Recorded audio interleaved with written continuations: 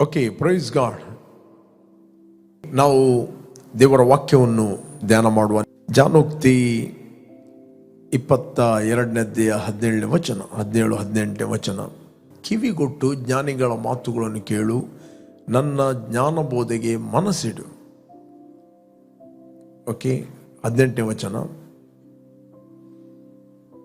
ನೀನು ಆ ಮಾತುಗಳನ್ನು ಅಂತರಂಗದಲ್ಲಿ ಕಾಪಾಡುತ್ತಾ ತುಟಿಗಳಲ್ಲಿ ಸಿದ್ಧಪಡಿಸಿಕೊಂಡಿದ್ದರೆ ಎಷ್ಟೋ ರಮ್ಯ.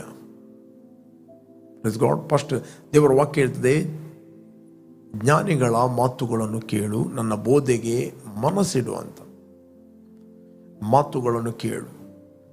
ಇಲ್ಲಿ ಜ್ಞಾನಿ ಎಂದು ಮಾತಾಡುವಂಥದ್ದು ಆತನು ಸ್ಪಿರಿಚುವಲ್ ಜ್ಞಾನಿ.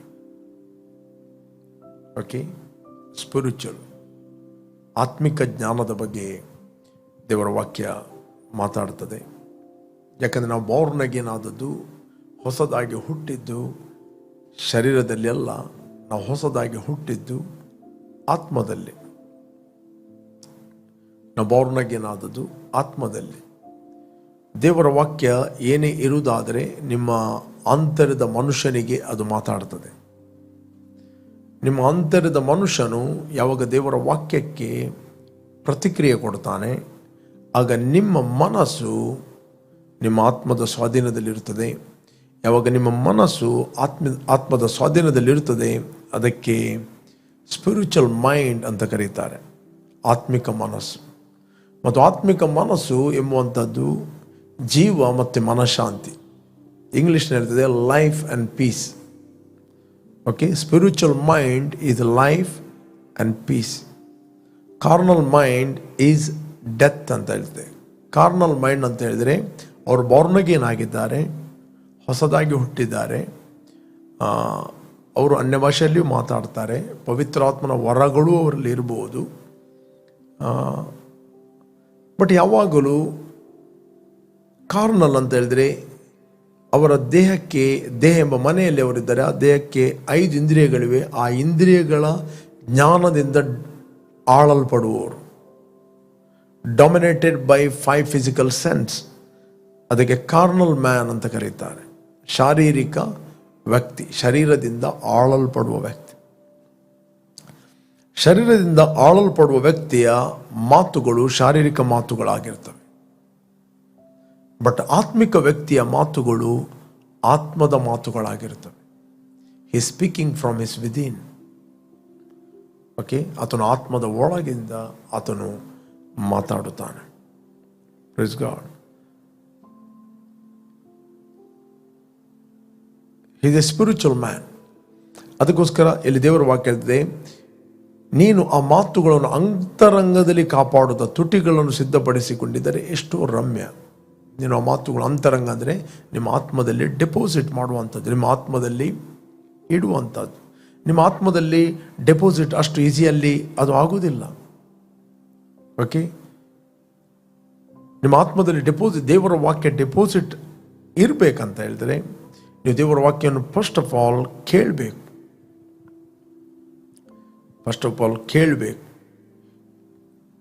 ಓಕೆ, ಅದನ್ನು ಕೇಳಿ ಅದನ್ನು ಮೆಡಿಟೇಟ್ ಮಾಡಬೇಕು, ಧ್ಯಾನ ಮಾಡಬೇಕು. ಧ್ಯಾನ ಮಾಡೋದಂತ ಹೇಳಿದರೆ ಕ್ವಶನ್ ಬರುತ್ತೆ, ಹೇಗೆ ಧ್ಯಾನ ಮಾಡೋದು? ಆ ವಾಕ್ಯ ಏನು ಹೇಳುತ್ತದೆ ಅದೇ ನೀನು ಆಗಿದ್ದೆಂದು ನಿನ್ನ ಒಳಗಿನ ಕಣ್ಣುಗಳಿಂದ ನೀನು ನೋಡುವಂಥದ್ದು. ಓಕೆ, ಫಾರ್ ಎಕ್ಸಾಂಪಲ್ ಬೈಬಲ್ ಹೇಳ್ತದೆ, ನಾನು ಪಾಪದ ಪಾಲಿಗೆ ಸತ್ತು ನೀತಿವಂತನಾಗಿ ಜೀವಿಸುವಂತೆ ನನ್ನ ಪಾಪಗಳನ್ನು ಆತನು ತನ್ನ ದೇಹದ ಮೇಲೆ ಹೊತ್ತುಕೊಂಡು ಹೋದನು, ಆತನ ಗಾಯಗಳಿಂದ ನನಗೆ ಗುಣವಾಯಿತು. ನೀನು ಒಳಗಿನ ಇಮೇಜಿಂದ, ಒಳಗಿನ ಕಣ್ಣುಗಳಿಂದ ನೀನು ಹೆಲ್ತಿ ಅಂತ ನಿನ್ನ ನೋಡುವಂಥದ್ದು. ನೀನು ಸಿಕ್ ವ್ಯಕ್ತಿ ಅಂತ ನಿನ್ನ ನೋಡುವಂಥದ್ದಲ್ಲ. ನೀನು ಒಂದು ವೇಳೆ ನಿನಗೆ ನಡೀಲಿಕ್ಕೆ ಆಗುವುದಿಲ್ಲ, ಚುರುಕಾಗಿ ನೀನು ನಡೆಯುವಂಥದ್ದನ್ನು ನೋಡಬೇಕು. ಓಕೆ, ಒಮ್ಮೆ ಪ್ರೇರೆ ನಮ್ಮ ಮೈಂಡ್ ಈಸ್ ವೆರಿ ಪವರ್ಫುಲ್. ಈ ಮೈಂಡ್ ಎಂಬುವಂಥದ್ದು ಏನಂತ ಹೇಳಿದ್ರೆ ಅದೊಂದು ವೆಸಲ್ ಇದ್ದ ಹಾಗೆ, ಒಂದು ಟೂಲ್ ಇದ್ದ ಹಾಗೆ. ನಮ್ಮ ಮೈಂಡ್ ಎಂಬುವಂಥದ್ದು ನಮ್ಮ ಆತ್ಮದ ಏನೇ ಸಂಗತಿಗಳು ಎಷ್ಟೇ ಪವಿತ್ರಾತ್ಮನ ಶಕ್ತಿ ಇದ್ದರೂ, ಎಷ್ಟೇ ಸಂಗತಿ ಇದ್ದರೂ ಅದು ರಿಲೀಸ್ ಆಗಬೇಕು ಥ್ರೂ ಯುವರ್ ಮೈಂಡ್. ಓಕೆ,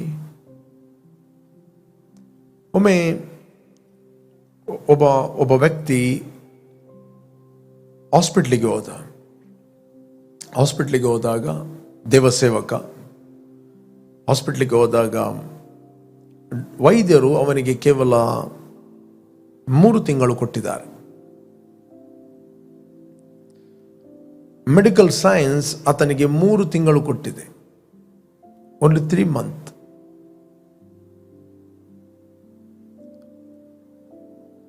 ಆಗ ವ್ಯಕ್ತಿ ಒಂದು ವೇಳೆ ಡಾಕ್ಟ್ರು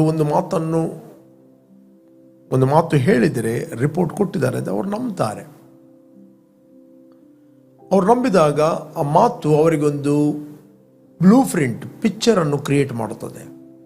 ಅದೇನಂತ ಹೇಳಿದ್ರೆ, ಅವನ ಮುಂದೆ ಇರುವಂಥದ್ದು ಮರಣ, ಡೆತ್.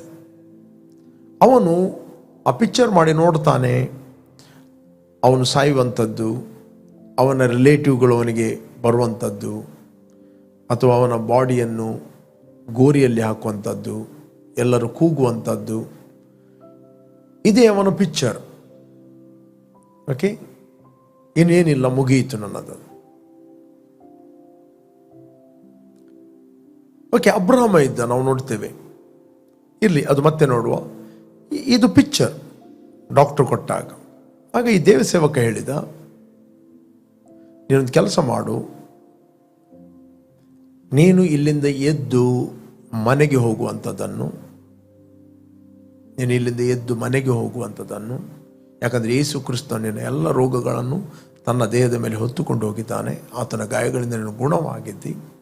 ನೀನು ಎದ್ದು ಮನೆಗೆ ಹೋಗುವಂಥದ್ದನ್ನು, ಮನೆಗೆ ಹೋಗಿ ಪುನಃ ನೀನು ಏನು ಮೊದಲು ಕೆಲಸ ಮಾಡ್ತೀಯ ಆಫೀಸಲ್ಲಿ, ಪುನಃ ನೀನು ಆಫೀಸಿಗೆ ಕೆಲಸ ಹೋಗುವಂಥದ್ದನ್ನು ಬರೆ.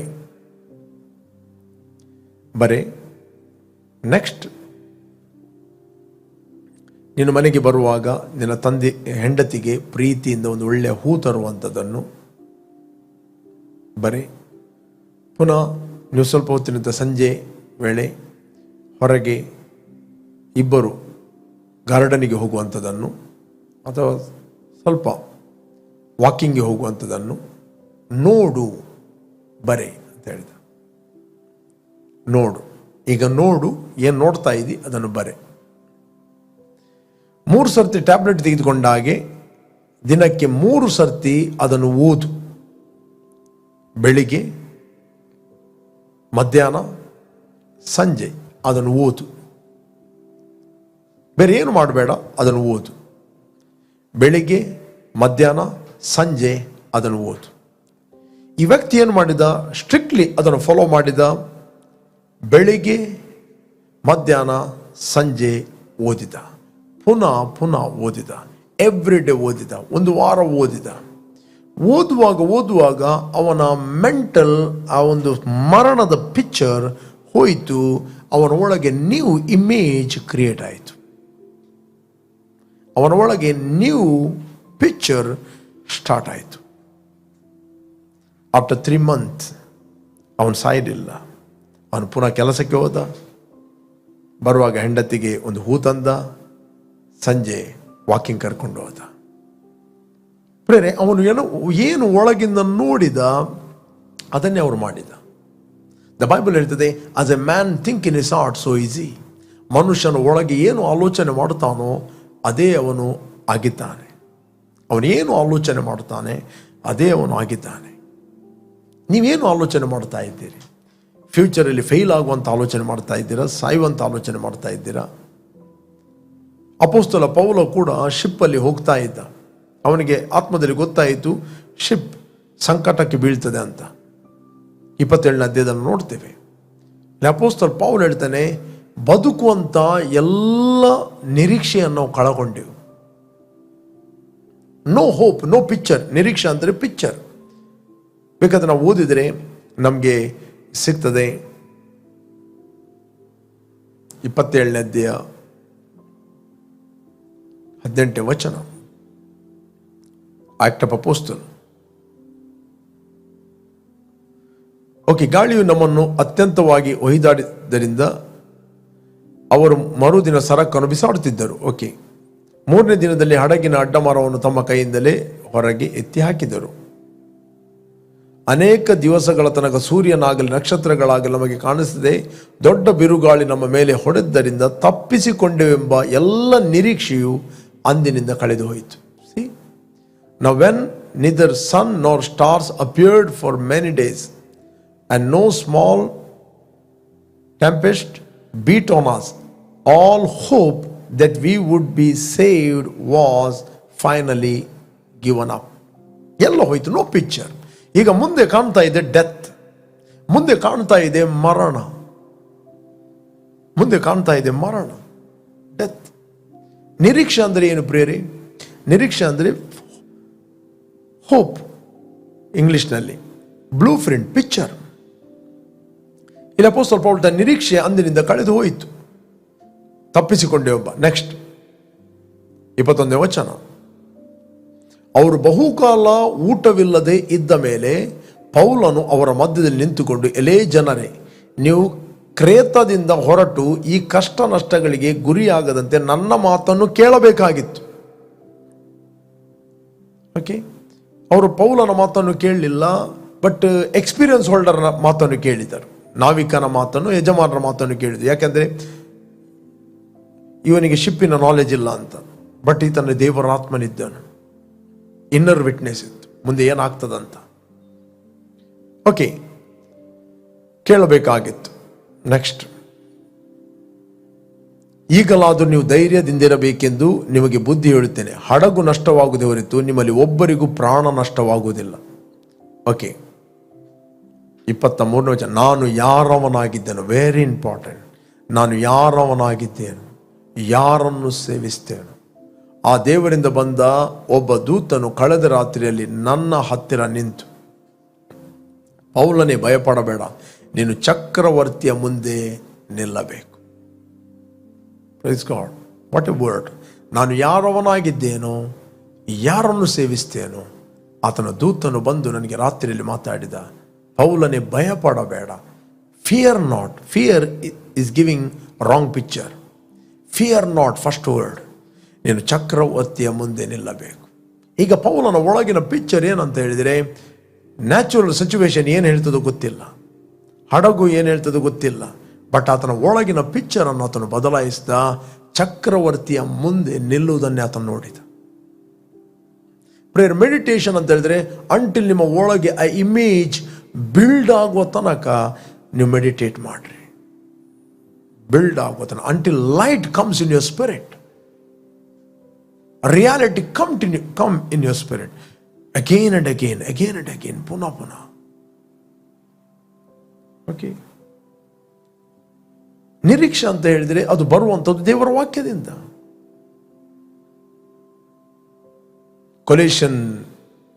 ಕೊಲೇಶರಿಗೆ ಬರೆದ ಪತ್ರಿಕೆಯಲ್ಲಿ ಓದಿದರೆ ನಮಗೆ ಸಿಗ್ತದೆ, 1ನೇ ಅಧ್ಯಾಯದಲ್ಲಿ 1 chapter 23 verse, ಕೊಲೇಶನ್ 1:23. ನೀವು ಕೇಳಿದಂಥ ಆಕಾಶದ ಕೆಳಗಿರುವ ಸರ್ವ ಸೃಷ್ಟಿಗೆ ಸಾರಲ್ಪಟ್ಟಂತ ಸುವಾರ್ತೆಯಿಂದ ಉಂಟಾದ ನಿರೀಕ್ಷೆಯನ್ನು, ಯಾವುದರಿಂದ? ಸುವಾರ್ತೆಯಿಂದ, ದೇವರ ವಾಕ್ಯದಿಂದ ಉಂಟಾದ ನಿರೀಕ್ಷೆ ಅಂದರೆ ಬ್ಲೂ ಪ್ರಿಂಟ್, ಅಂದರೆ ಪಿಕ್ಚರ್ ಒಳಗೆ ಬಿಟ್ಟು ತೊಲಗಿ ಹೋಗದೆ ಅಸ್ಥಿವಾರದ ಮೇಲೆ ನಿಂತು ಸ್ಥಿರವಾಗಿದ್ದು ನಂಬಿಕೆಯಲ್ಲಿ ನೆಲೆಗೊಂಡವರಾದರೆ ಆ ಪದವಿ ನಿಮಗೆ ಪ್ರಾಪ್ತವಾಗುವುದು.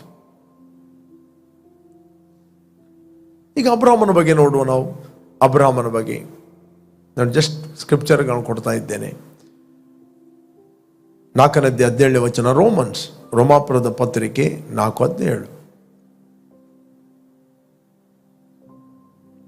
ನಾನು ನಿನ್ನನ್ನು ಅನೇಕ ಜನಾಂಗಗಳಿಗೆ ಮೂಲ ಪಿತೃವಾಗಿ ನೇಮಿಸಿದ್ದೇನೆಂದು ಶಾಸ್ತ್ರದಲ್ಲಿ ಬರೆದಿರುವ ಪ್ರಕಾರ ಅಬ್ರಹಾಮನು ನಮ್ಮೆಲ್ಲರಿಗೂ ದೇವರ ಸನ್ನಿಧಿಯಲ್ಲಿ ಮೂಲ ಪಿತೃವಾಗಿದ್ದಾನೆ. ದೇವರು ಸತ್ತವರನ್ನು ಬದುಕಿಸುವನಾಗಿಯೂ ಇಲ್ಲದ್ದನ್ನು ಇರುವುದಾಗಿ ಕರೆಯುವವನಾಗಿಯೂ ಇದ್ದಾನೆಂದು ಅಬ್ರಹಾಮನು ನಂಬಿದನು. ಓಕೆ, 18ನೇ ವಚನ. ನಿನ್ನ ಸಂತಾನವು, ವೆರಿ ವೆರಿ ಇಂಪಾರ್ಟೆಂಟ್, ನಿನ್ನ ಸಂತಾನವು ನಕ್ಷತ್ರಗಳಷ್ಟಾಗುವುದು ಎಂಬುದಾಗಿ ತನಗೆ ಹೇಳಲ್ಪಟ್ಟ ಮಾತು ನೆರವೇರುವುದಕ್ಕೆ ಮಾರ್ಗ ತೋರದೆ ಇರುವುದರಿಂದ, ಆ ಮಾತು ನೆರವೇರಲಿಕ್ಕೆ according to the medical science ಪ್ರಕಾರ ಇಂಪಾಸಿಬಲ್.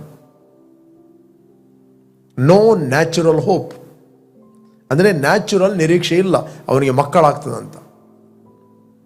ನೆರವೇರುವುದಕ್ಕೆ ಮಾರ್ಗ ತೋರದಿರುವುದರಿಂದ ಅಬ್ರಾಮನು ತಾನು ಅನೇಕ ಜನಾಂಗಗಳಿಗೆ ಮೂಲಪುತ್ರವಾಗುವೆನೆಂಬ ನಿರೀಕ್ಷೆಗೆ ಆಸ್ಪದವಿಲ್ಲದಿರುವಾಗಲೂ ನಿರೀಕ್ಷಿಸಿ ನಂಬಿದನು.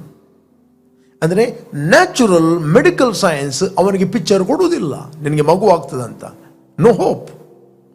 ಬಟ್ ಆತನು ದೇವರ ವಾಕ್ಯದಿಂದ ನಿರೀಕ್ಷಿಸ್ತಾನು, ಅಂದರೆ ಪಿಕ್ಚರ್ ಮಾಡಿದನು. ನಿರೀಕ್ಷಿಸಿ ನಂಬಿದನು.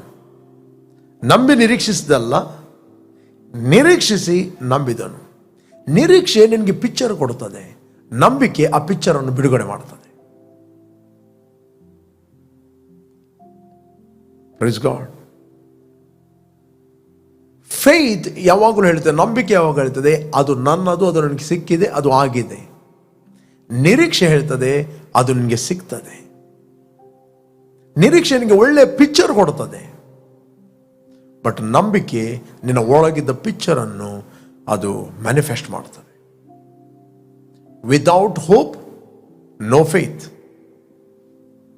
ವಿದೌಟ್ ಫೇತ್ ಹೋಪ್ ಅದು ಮ್ಯಾನಿಫೆಸ್ಟ್ ಆಗೋದಿಲ್ಲ. ನಿನ್ನ ಒಳಗೆ ಅದು ಪಿಕ್ಚರ್ ಇರ್ತದೆ. ಕೆಲವೊಂದು ಪಿಕ್ಚರ್ ಅದು ಬಾಕ್ಸ್ ಆಫೀಸಲ್ಲಿ ಫೇಲ್ ಆಯಿತು ಅಂತ, ಹಾಗೆ. ಓಕೆ, ಅನೇಕರ ಒಳಗೆ ಕನಸುಗಳಿರ್ತವೆ, ಅನೇಕ ಒಳಗೆ ಪಿಕ್ಚರ್ಗಳಿರ್ತವೆ. But picture according to the word of God is very important. ನಿಮ್ಮ ಒಳಗೆ ಇರುವ ಪಿಕ್ಚರ್ ಹೇಗಿರ್ಬೇಕು? ವಾಕ್ಯದ ಆಧಾರ ಇರಬೇಕು. The word produce picture. ನಿರೀಕ್ಷೆ ಅಂತ ಹೇಳ್ತಾರೆ. ಸ್ವಾರ್ಥೆಯಿಂದ ಉಂಟಾಗುವ ನಿರೀಕ್ಷೆಯನ್ನು ಬಿಟ್ಟು ತೊಲಗದೆ ಅಸ್ಥಿವಾರ ನಿಂತು ನಂಬಿಕೆಯಲ್ಲಿ ನೆಲೆಗೊಂಡರೆ ಆ ಪದವಿ ನಿಮಗೆ ಪ್ರಾಪ್ತವಾಗುವುದು. Praise God. ಒಬ್ಬ ತಂದೆ ತನ್ನ ಮಗನಿಗೆ ಹೇಳ್ತಾನೆ, ಮಗನೇ ನೀನು 10ನೇ ಕ್ಲಾಸ್ ಪಾಸ್ ಆದರೆ ನಿನಗೊಂದು ಸೈಕಲ್ ತೆಗೆದುಕೊಂಡು ಕೊಡ್ತೇನೆ ಅಂತ. ಆ ತಂದೆಯ ಮಾತನ್ನು ಅವನು 100% ನಂಬುತ್ತಾನೆ. ಅವನೇನು ಮಾಡ್ತಾನೆ? ಇಮಿಡಿಯೇಟ್ಲಿ ಅವನು ಒಳಗಿಂದೊಂದು ಪಿಕ್ಚರ್ ಮಾಡ್ತಾನೆ. ಸೈಕಲ್ ಬಿಡುವುದನ್ನು ನೋಡ್ತಾನೆ, ಸೈಕಲಲ್ಲಿ ತಂಗಿಯನ್ನು ಕರ್ಕೊಂಡು ಹೋಗುವುದು ನೋಡ್ತಾನೆ, ಅಥವಾ ತಮ್ಮನನ್ನು ಕರ್ಕೊಂಡು ಹೋಗುವುದು ನೋಡ್ತಾನೆ, ಅಥವಾ ಸೈಕಲಲ್ಲಿ ಇಳಿಯುವುದನ್ನು ನೋಡ್ತಾನೆ. ಫುಲ್ ಅವನ ಪಿಕ್ಚರ್. ಆ ಸೈಕಲಲ್ಲಿ ದೂರ ಹೋಗುವುದು ನೋಡ್ತಾನೆ, ಗ್ರೌಂಡಲ್ಲಿ ಬಿಡುವುದು ನೋಡ್ತಾನೆ. ಆ ತಂದೆಯ ಮಾತನ್ನು ಕೇಳಿ ಆತ ನಂಬ್ತಾನೆ. ಯಾಕೆ? ಒಂದು ವೇಳೆ ಆತನ ಫೇತ್ಫುಲ್ ತಂದೆ ಆದರೆ, ನಮ್ಮ ಭೂಮಿ ಆಕಾಶಗಳನ್ನು ಉಂಟು ಮಾಡುವ ಸರ್ವಶಕ್ತ ನಮ್ಮ ತಂದೆ ಆತನ ನಂಬಿಗಸ್ತನು. ಇಲ್ಲಿ ಅಪೊಸ್ತಲ ಪೌಲ ಹೇಳ್ತಾನೆ, ನಾನು ಯಾರವನಾಗಿದ್ದೇನೋ, ಯಾರನ್ನು ಸೇವಿಸ್ತೇನೋ, ಆತನಿಂದ ಬಂದ ದೂತನು ನನಗೆ ಹೇಳಿದ, ನೀನು ಚಕ್ರವರ್ತಿಯ ಮುಂದೆ ನಿಲ್ಲಬೇಕು. ಈಗ ಅಪೊಸ್ತಲ ಪೌಲನು ಸಾಯುವಂಥದ್ದನ್ನು ನೋಡುವುದಿಲ್ಲ, ಅಪೊಸ್ತಲ ಪೌಲನು ಸಮುದ್ರದಲ್ಲಿ ಮುಳುಗುವಂತ ನೋಡುವುದಿಲ್ಲ.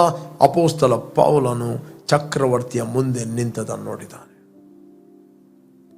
ಸಮಟೈಮ್ಸ್ ದೇವರು ನಿಮಗೆ ಕನಸುಗಳ ಮೂಲಕ ಮಾತಾಡಬಹುದು. The right dreams according to the word of God ಮಾತಾಡಬಹುದು. ಅದನ್ನು ಹೋಲ್ಡ್ ಮಾಡ್ರಿ. ಯೋಸೇಫನಿಗೆ ದೇವರು ಕನಸು ಕೊಟ್ಟ. ಆ ಕನಸನ್ನು ಯಾರು ಒಪ್ಪಲಿಲ್ಲ. ಇವನ್ ತನ್ನ ತಂದೆ ಕೂಡ ಸಪೋರ್ಟ್ ಮಾಡಲಿಲ್ಲ ಆ ಕನಸಿಗೆ. ಆ ಡ್ರೀಮ್ ಸಹೋದರರು ಆತನಿಗೆ ಕ್ರಿಟಿಸೈಸ್ ಮಾಡಿದ್ರು, ಮತ್ಸರ ಪಟ್ಟರು ಆ ಡ್ರೀಮ್ಗೋಸ್ಕರ. ಓಕೆ, ಅವನನ್ನು ಕೊಲ್ಲುವಂತ ಪ್ಲಾನ್ ಮಾಡಿದ್ರು, ಬಾವಿಯಲ್ಲಿ ಹಾಕಿದ್ರು, ಏನೇನೋ ಹಾಕಿದ್ರು, ಎಲ್ಲೆಲ್ಲೋ ಹಾಕಿದ್ರು. ಬಟ್ ಆತನ ಒಳಗಿದ್ದ ಡ್ರೀಮ್ ಮಾತ್ರ ಅದು ಮುಚ್ಚಲ್ಪಡಲಿಲ್ಲ. ಯೋಸೇಫನು ಬಾವಿಯ ಒಳಗೆ ಹೋದರು, ಬಾವಿ ಮಾತ್ರ ಯೋಸೇಫನ ಒಳಗೆ ಹೋಗಲಿಲ್ಲ. ಪುನಃ ಹೇಳ್ತೇನೆ, ಯೋಸೇಫನನ್ನು ಬಾವಿಯಲ್ಲಿ ಹಾಕಿದ್ರು, ಯೋಸೇಫನ ಒಳಗೆ ಬಾವಿ ಇರಲಿಲ್ಲ, ಅವನ ಒಳಗೆ ಪಿಕ್ಚರ್ ಇತ್ತು. Praise God. ಇವತ್ತು ಅನೇಕ ಚಾಲೆಂಜಸ್ಗಳು, ಅನೇಕ ಸವಾಲುಗಳು ನಿಮ್ಮಲ್ಲಿ ಬರಬಹುದು. As A man think in his heart so easy. ನೀನು ಒಳಗಿಂದ ಆರೋಗ್ಯವಾಗಿದ್ದರೆ ಹೊರಗೆ ಆರೋಗ್ಯ ಮ್ಯಾನಿಫೆಸ್ಟ್ ಆಗ್ತದೆ. ನೀನು ಒಳಗಿಂದ ಸಿಕ್ಕಾಗಿದ್ದರೆ ಯಾರು ಎಂತ ಪ್ರೇಯರ್ ಮಾಡಿದ್ರು ನೀನು ಸಿಕ್ಕೇ ಪುನಃ. ನೀನು ಒಳಗಿಂದ ಬಡವನಾಗಿದ್ದರೆ ನಿನಗೆ ಯಾರು ಎಷ್ಟು ಹೆಲ್ಪ್ ಮಾಡಿದ್ರು ನೀನು ಬಡವನೇ. ಒಳಗಿಂದ ನೀನು ಸಾಲಗಾರನಾಗಿದ್ದರು 1 ಕೋಟಿ ಕೊಟ್ಟರು ಪುನಃ ನೀನು ಬೀಳುವುದು ಸಾಲದಲ್ಲಿ. ಯಾಕೆಂದರೆ ಸಾಲ ಎಂಬುವಂಥದ್ದು ಒಳಗಿಂದ ಹೋಗಬೇಕು. ಅದಕ್ಕೆ ಬೈಬಲ್ ಹೇಳ್ತದೆ, ಜ್ಞಾನಿಗಳ ಮಾತುಗಳನ್ನು ಕೇಳು, ಅವುಗಳ ಮೇಲೆ ಮನಸ್ಸಿಡು, ಅಂದರೆ ಪಿಕ್ಚರ್ ಮಾಡು. ಆ ಮಾತುಗಳನ್ನು ನಿನ್ನ ಅಂತರಂಗದಲ್ಲಿ ಕಾಪಾಡುತ್ತಾ ತುಟಿಗಳನ್ನು ಸಿದ್ಧಪಡಿಸಿದರೆ ಅದೆಷ್ಟೋ ಧನ್ಯ. ಓದುವ ಬೇಕಾದರೆ ಆ ವಚನವನ್ನು ಪುನಃ ನಾವು ಓದುವ. ಜ್ಞಾನೋಕ್ತಿ 22ನೇ ಅಧ್ಯಾಯ 18. ಕಿವಿಗೊಟ್ಟು ಜ್ಞಾನಿಗಳ ಮಾತನ್ನು ಕೇಳು, ನನ್ನ ಜ್ಞಾನಬೋಧೆಗೆ ಮನಸ್ಸಿಡು, ನೀನು ಆ ಮಾತುಗಳನ್ನು ಅಂತರಂಗದಲ್ಲಿ ಕಾಪಾಡುತ್ತ, ಅಂದರೆ ಅದು ನಿನಗೆ ಪ್ರಕಟಣೆ ಆಗುತ್ತೆ. ಲೈಟ್ ಆದಾಗ, ಪಿಕ್ಚರ್ ಆದಾಗ, ತುಟಿಗಳಲ್ಲಿ ಸಿದ್ಧಪಡಿಸಿದರೆ ಎಷ್ಟೋ ರಮ್ಯ. ನಿನ್ನ ಒಳಗೆ ಏನು ತುಂಬಲ್ಪಟ್ಟಿದೆ ಅದೇ ಬಾಯಲ್ಲಿ ಬರ್ತದೆ. ನಿಮ್ಮ ತುಟಿಗಳನ್ನು ನೀವು ಟ್ರೈನ್ ಮಾಡಬೇಕು. ಕೇವಲ ಪಾಸಿಟಿವ್ ಕನ್ಫೆಷನ್ ಅಲ್ಲ. ನಿಮ್ಮ ಒಳಗೆ ವರ್ಡ್ ಇಲ್ಲ ಅಂತ ಹೇಳಿದರೆ ಬಾಯಲ್ಲಿ ಅದೇ ಬರ್ತದೆ. ನೀವೆಷ್ಟೇ ಬೆಳಿಗ್ಗೆ ಎದ್ದುಕೊಂಡು ಮಗ್ಗಿ ಬಾಯಾಟ ಮಾಡಿದಾಗ ಕನ್ಫೆಸ್ ಮಾಡ್ಬೋದು, ಬಟ್ ಪರಿಸ್ಥಿತಿ ಬರುವಾಗ ನಿಮ್ಮ ಒಳಗೆ ಏನಿದೆ ಅದೇ ಮಾತಾಡ್ತೀರಿ ನೀವು. ಓಕೆ, 19ನೇ ವಚನ ಹೇಳ್ತದೆ, ನೀನು ಯೆಹೋವನಲ್ಲಿ ಭರವಸವಿಡಬೇಕೆಂದು ಅವುಗಳನ್ನು ಈ ದಿನ ನಿನಗೆ ತಿಳಿಯಪಡಿಸ್ತೇನೆ. ಆದರೆ ಅರ್ಥ, ನೀನು ನಿನ್ನ ಮೇಲೆ ಭರವಸೆ ಇಡುವುದಲ್ಲ ವಚನ ಅಂತೆ. ಕೇವಲ ಪಾಸಿಟಿವ್ ಥಿಂಕಿಂಗ್ ಅಂತಲ್ಲ. ದೇವರ ವಾಕ್ಯ ನಮಗೆ ನಿರೀಕ್ಷೆಯನ್ನು ಕೊಡ್ತದೆ. ದೇವರ ವಾಕ್ಯ ನಮ್ಮ ಇನ್ನರ್ ಪಿಕ್ಚರನ್ನು ಚೇಂಜ್ ಮಾಡ್ತದೆ. ದೇವರ ವಾಕ್ಯ ನಮ್ಮ ಒಳಗೆ ನಾವು ಮೆಡಿಟೇಟ್ ಮಾಡಿದಾಗ ದೇವರಿಗೆ ನಮ್ಮ ಒಳಗಿಂದ ಕೆಲಸ ಮಾಡಲಿಕ್ಕೆ ನಾವು ಅವಕಾಶ ಕೊಡ್ತೇವೆ. ಅದಕ್ಕೆ ಯೇಸು ಮೇಲೆ, ತಂದೆಯು ನನ್ನಲ್ಲಿ ಇದ್ದುಕೊಂಡು ತನ್ನ ಕೆಲಸವನ್ನು ಮಾಡುತ್ತಾನೆ. ದೇವರ ವಾಕ್ಯವನ್ನು ಕೇವಲ ಸ್ಕ್ರಿಪ್ಚರ್ ಬಾಯಾಟ ಮಾಡಬೇಡ್ರಿ, ಅದನ್ನು ಪರ್ಸನಲ್ ಆಗಿ ತೆಗೆದುಕೊಳ್ರಿ, ಪರ್ಸನಲ್ ಆಗಿ ಮೆಡಿಟೇಟ್ ಮಾಡಿರಿ. ನಿಮ್ಮ ಮೈಂಡನ್ನು ಬಹಳ ಜಾಗೃತಿಯಿಂದ, ನಿಮ್ಮ ಇನ್ನರ್ ಮ್ಯಾನನ್ನು ಬಹಳ ಜಾಗೃತಿಯಿಂದ ಕಾಪಾಡ್ರಿ. ಯಾವುದ್ಯಾವುದೋ ಸೈಟ್ಗಳಿಗೆ ಹೋಗಿ ಏನೇನೋ ನೋಡಬೇಡ್ರಿ, ಏನೇನೋ ಹುಡುಕಬೇಡ್ರಿ. ಫೋನೋಗ್ರಫಿ, ಅಶ್ಲೀಲ ಚಿತ್ರ ಸೈಟ್ಗಳಿಗೆ ಹೋಗಿ ಏನೇನೋ ಹುಡುಕಬೇಡ್ರಿ. ನಿಮ್ಮ ಮೈಂಡ್ ಇಮೇಜ್ ಅದು ಕರಪ್ಟ್ ಆಗ್ತದೆ. You are destroying yourself. Okay, ಅವುಗಳ ಹಿಂದೆ ಡೀಮನ್ಸ್ಗಳು ಕೆಲಸ ಮಾಡ್ತವೆ. ನಿನಗೂ ಸಮಾಧಾನ ಇರುವುದಿಲ್ಲ, ನಿಮ್ಮ ಕುಟುಂಬಕ್ಕೂ ಸಮಾಧಾನ ಇರುವುದಿಲ್ಲ.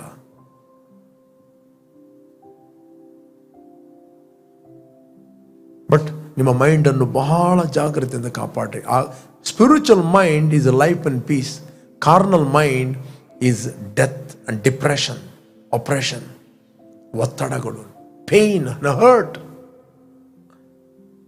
Carnal mind. ಪಾಸ್ಟರ್, ನಾನು ಬಾರ್ನ್ ಅಗೇನ್ ಆಗಿ ಎಷ್ಟು ವರ್ಷ ಆಯಿತು, ಕಷ್ಟ ತಪ್ಪಿದ್ದಿಲ್ಲ, ಸಮಸ್ಯೆ ತಪ್ಪಿದ್ದಿಲ್ಲ. ದೇವರ ವಾಕ್ಯಕ್ಕೆ ನೀವು ಎಡೆ ಕೊಡುವುದಾದರೆ ನಿಮ್ಮ ಆತ್ಮದಲ್ಲಿ ಆ ವಾಕ್ಯ ಏನು ಹೇಳ್ತದೆ, ಅದು ಏನೆಲ್ಲ ನಿಮಗೆ ಬೇಕು ಅದನ್ನು ಪ್ರೊಡ್ಯೂಸ್ ಮಾಡ್ತದೆ. ಒಂದು ಬೀಜವನ್ನು ನೀವು ನೆಲದಲ್ಲಿ ಹಾಕಬೇಕಾದ ರೀತಿಯಲ್ಲಿ ಹಾಕಿದಾಗ ಅದು ಹುಟ್ಟಿ ಬೆಳೆಯುತ್ತದೆ, ಅದರ ಸ್ವಂತ ಸಂಗತಿಯನ್ನು ಅದು ಪ್ರೊಡ್ಯೂಸ್ ಮಾಡುತ್ತದೆ. ಒಂದು ವೇಳೆ ನಿನ್ನ ಕೈಯಲ್ಲಿರುವ ಬೀಜ ಪ್ರೊಡ್ಯೂಸ್ ಮಾಡಲಿಲ್ಲ ಅಂತ ಹೇಳಿದರೆ, ನೀನು ಸರಿಯಾದ ನೆಲಕ್ಕೆ ಹಾಕಲಿಲ್ಲ, ನೆಲವನ್ನು ಕ್ಲೀನ್ ಮಾಡಲಿಲ್ಲ, ಮುಳ್ಳು ಕಲ್ಲುಗಳ ಮೇಲೆ ಬಿತ್ತಿದೆಯೋ ಅಥವಾ ಗೇಯದ ಭೂಮಿಯನ್ನು ಗೇಯಿದೆಯೋ ಅಥವಾ ಕ್ಲೀನ್ ಮಾಡಿದೆಯೋ.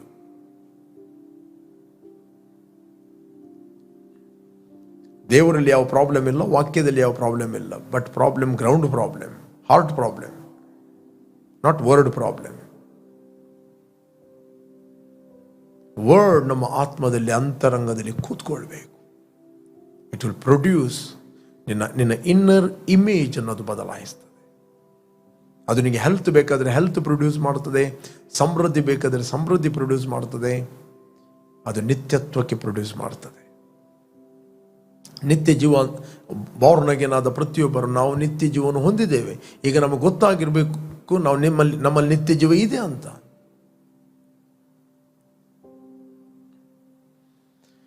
ಓಕೆ ಪ್ರೇರೆ, ಕಂಟಿನ್ಯೂ ಆಗಿ ದೇವರ ವಾಕ್ಯವನ್ನು ನೀವು ಮೆಡಿಟೇಟ್ ಮಾಡಿರಿ. Let us pray. ನೀವು ಯಾರಾದರೂ ಇಷ್ಟರಿಗೆ ಯೇಸುವನ್ನು ರಕ್ಷಕನ ಒಡೆಯನೆಂದು ಅಂಗೀಕಾರ ಮಾಡದಿದ್ದರೆ ಇದು ನಿಮ್ಮ ಸಮಯ. ನಿಮ್ಮ ಹೃದಯದಲ್ಲಿ ಯೇಸುವನ್ನು ಕರೆಯಿರಿ. ನಾನು ನಿಮಗೋಸ್ಕರ ಪ್ರಾರ್ಥನೆ ಮಾಡ್ತೇನೆ. Thank you Lord, thank you father. ತಂದೆ, ಭೂಮಿ ಆಕಾಶಗಳನ್ನು ಉಂಟು ಮಾಡಿದ ಸರ್ವಶಕ್ತನಾದ ತಂದೆ ನೀನು. ನಿನ್ನ ಮಗನಾದ ಯೇಸುವನ್ನು ನಮಗೋಸ್ಕರ ನೀನು ಕಳಿಸಿ ಆತನು ಸುರಿಸಿದ ರಕ್ತದ ಮೂಲಕ ನಮ್ಮ ಅಪರಾಧಗಳು ಪರಿಹಾರವಾಗಿ ನಮಗೆ ಬಿಡುಗಡೆ ಆಯಿತು. ಇವತ್ತು ಮಾತುಗಳ ಮೂಲಕ ನಮ್ಮ ಹತ್ರ ಮಾತಾಡಿದಿ. ನಿನ್ನ ಮಾತುಗಳನ್ನು ನಾವು ಅಂತರಂಗದಲ್ಲಿ ಕಾಪಾಡುತ್ತಾ ನಮ್ಮ ತುಟಿಗಳಲ್ಲಿ ಯಾವಾಗಲೂ ನಿನ್ನ ಮಾತುಗಳು ಹೊರಡಲಿ. ಆ ಮಾತುಗಳು ನಾವು ಕಾಣದ ಲೋಕದಲ್ಲಿರುವ ನಿನ್ನನ್ನು ನಾವು ನಂಬಬೇಕೆಂದು, ಭರವಸೆ ಇಡಬೇಕೆಂದು ಪ್ರತಿಯೊಂದು ಪರಿಸ್ಥಿತಿಯಲ್ಲಿ ಬೋಧಿಸ್ತದೆ. ಕ್ರಿಸ್ತನಲ್ಲಿ ನಾವು ಇವತ್ತು ಹೊಸ ಸೃಷ್ಟಿ, ಕ್ರಿಸ್ತನಲ್ಲಿ ನಾವು ಯಾರಾಗಿದ್ದೇವೆ ಎಂದು ಅದು ಬೋಧಿಸ್ತದೆ. I thank you father your grace, thank you father your favour of God. ಯಾರೆಲ್ಲರೂ ಒಳಗಿಂದವರು ಸಿಕ್ಕಾಗಿದ್ದಾರೋ ಅದೆಲ್ಲ ಸಿಕ್ನೆಸ್ಗಳು ಬಿಟ್ಟು ಹೋಗಲಿ. ಅವರ ದೇಹಗಳು ಯಾವಾಗಲೂ ಆರೋಗ್ಯವಾಗಿರಲಿ. ಬಿ ಹೀಲ್ಡ್ ನಾವ್ ಇನ್ ಜೀಸಸ್ ನೇಮ್. Amen, amen.